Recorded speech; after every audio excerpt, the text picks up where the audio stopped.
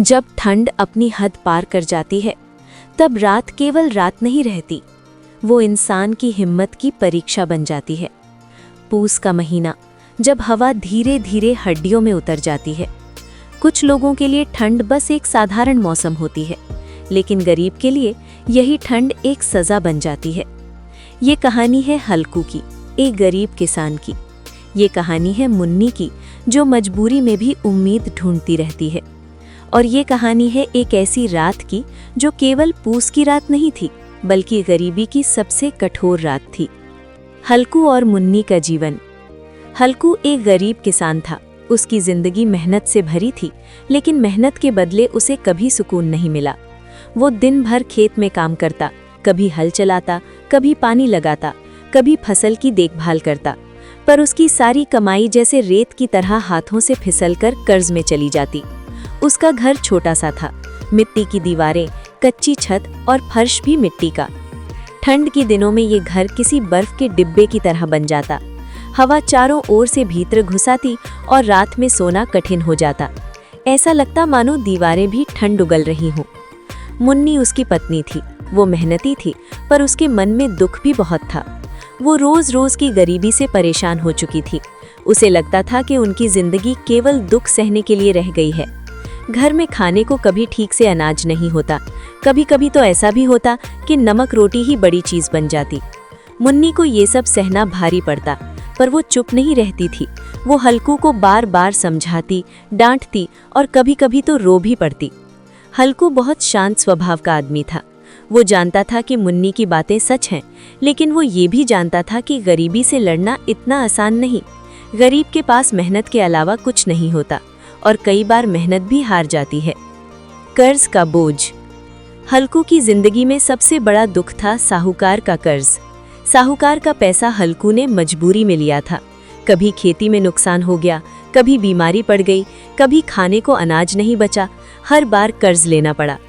साहूकार बड़ा कठोर आदमी था। वो गरीबों की मजबूरी को अच्छी तरह पहचानता था। वो जानता था कि हल्कू जैसे किसान उसकी पकड़ में है।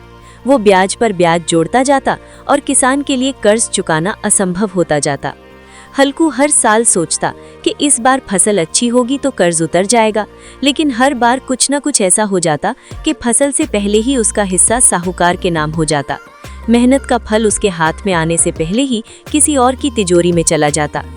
हल्कू की मेहनत उसकी नहीं रह जाती। उसका खेत भी जैसे साहूकार का हो गया था। वो सिर्फ मजदूर की तरह काम करता और फल कोई और ले जाता। मुन्नी की इच्छा, एक कंबल। पूस का महीना आ चुका था। रातें लंबी और बेहद ठंडी होने लगी थी।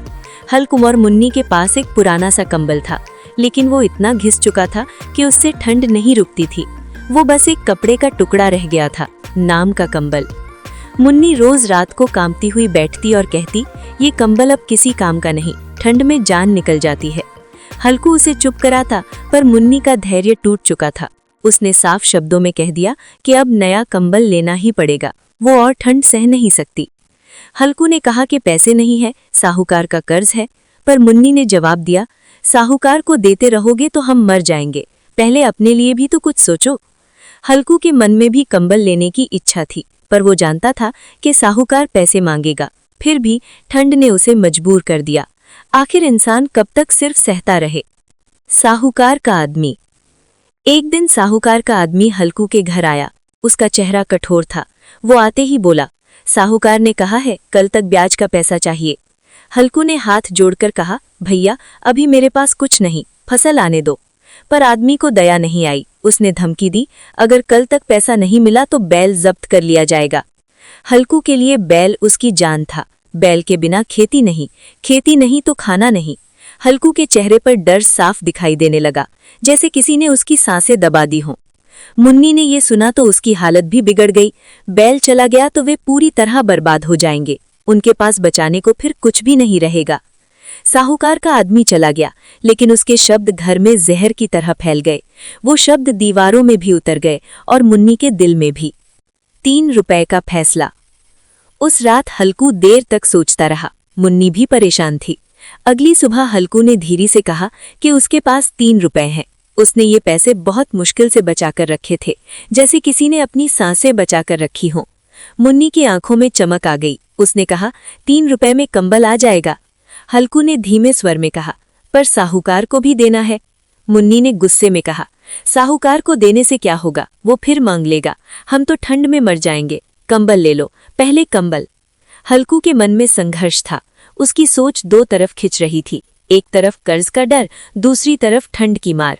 लेकिन आखिरकार उसने वही किया जो मुन्नी चाहती थी। उसने तय कर लिया कि कंबल खरीदा जाएगा, क्योंकि कुछ चीजें कर्ज से भी ज्यादा जरूरी होती हैं, जैसे जिंदगी।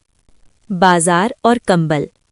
हल्कू और मुन्नी बाजार गए। बाजार में दुकानों पर रंग बिरंगे कपड़े थे, गर्म चीजें थी और लोगों की भीड़ थी। वहां सब कुछ था, बस हल्कू के पास पैसा कम था। मुन्नी को कंबल देखकर लगा जैसे उसे कोई खजाना मिल रहा हो। वो हर कंबल को छू कर देखती, जैसे उसकी गर्मी अपने हाथों में महसूस कर रही हो। दुकानदार ने अच्छे कंबल की कीमत ज्यादा बताई। हल्कू ने कहा कि उसके पास सिर्फ 3 रुपए हैं। दुकानदार ने पहले मजाक उड़ाया, फिर कुछ खोजकर एक मोटा सा पुराना कंबल दे दिया। कंबल भले ही सुंदर नहीं था, लेकिन वो गर्म लग रहा था। मुन्नी ने उसे ऐसे पकड़ लिया जैसे उसकी सारी जिंदगी की खुशी उसी में बंद हो। हल्कू ने पैसे दिए और दोनों घर लौट आए। घर में पहली बार ठंड के खिलाफ थोड़ी राहत आई, जैसे एक पल के लिए जिंदगी आसान हो गई हो। साहूकार की नाराजगी। शाम होते होते साहूकार का आदमी फिर आ गया। उसने देखा कि मुन्नी कंबल ओढ़े बैठी है। वो तुरंत समझ गया कि पैसे कहाँ गए हैं। उसने गुस्से में कहा, पैसा नहीं है लेकिन कंबल खरीद लिया। मुन्नी ने जवाब दिया, हम ठंड से मर रहे थे, कंबल जरूरी था। आदमी ने धमकी दी, कल तक पैसा नहीं दिया तो बैल जब्त कर लिया जाएगा। हल्कू ने कुछ नहीं कहा। वो जानता था कि अब संकट और बड़ा हो गया है, अब मुश्किलें और गहरी हो चुकी हैं। लेकिन कंबल देखकर भी उसे एक अजीब सा सुकून था, जैसे कम से कम ठंड के सामने उनके पास कुछ तो है। खेत की रखवाली। उस रात हल्कू को खेत की रखवाली के लिए जाना था। ठंड तेज थी, आसमान में बादल थे और हवा ऐसे चल रही थी जैसे शरीर में छेद कर देगी। हल्कू ने सूखी घास और लकड़ियां इकट्ठी करके आग जलाने की कोशिश की। कई बार चिंगारी उठी और बुझ गई। आखिरकार काफी मेहनत के बाद आग जल गई। हल्कू आग के पास बैठ गया और कंबल ओढ़ लिया। जबरा भी पास बैठ गया। कुछ देर तक हल्कू को राहत मिली। आग की गर्मी ने शरीर में जान डाल दी, जैसे ठंड की पकड़ थोड़ी ढीली हो गई हो। लेकिन हवा इतनी तेज थी कि आग धीरे धीरे कमजोर होने लगी। हल्कू ने बार बार लकड़ी डाली, पर लकड़ियां भी गीली थी। धुआं ज्यादा निकलता और आग कम जलती। ठंड फिर से बढ़ने लगी और रात और भी भारी होने लगी। जानवरों की आहट। कुछ देर बाद जबरा अचानक भौंकने लगा। हल्कू चौंक गया। उसने लाठी उठाई और ध्यान से देखा कि खेत में हलचल है, कोई जानवर फसल में घुस आया है। हल्कू ने जोर से आवाज लगाई, पत्थर फेंके, लाठी घुमाई। जानवर कुछ दूर हट गए। जबरा भी उनके पीछे दौड़ा। लेकिन ठंड में भागने से हल्कू का शरीर और सुन्न हो गया। वो वापस आग के पास आया, लेकिन आग लगभग बुझ चुकी थी। उसकी गर्मी भी अब जवाब दे रही थी। आग बुझ जाती है। हल्कू ने फिर आग जलाने की कोशिश की, पर हवा ने आग को टिकने नहीं दिया। थोड़ी देर में आग पूरी तरह बुझ गई। अब खेत में सिर्फ अंधेरा था और ठंड थी। ठंड ऐसी जो शरीर के भीतर तक उतरती जाती है। हल्कू कांपने लगा। कंबल भी उस ठंड के सामने कमजोर पड़ रहा था। उसने जबरा को अपने पास बुलाया। जबरा भी ठंड से कांप रहा था। हल्कू ने उसे कंबल के पास खींच लिया। कुत्ते के शरीर की गर्मी से हल्कू को थोड़ी राहत मिली, लेकिन राहत बहुत छोटी थी और ठंड बहुत बड़ी। हल्कू की आंखें भारी होने लगी। ठंड और थकान ने उसे नींद की ओर खींच लिया। नींद का धोखा। हल्कू ने सोचा, बस थोड़ी देर आंख बंद कर लेता हूं, फिर उठकर देखूंगा।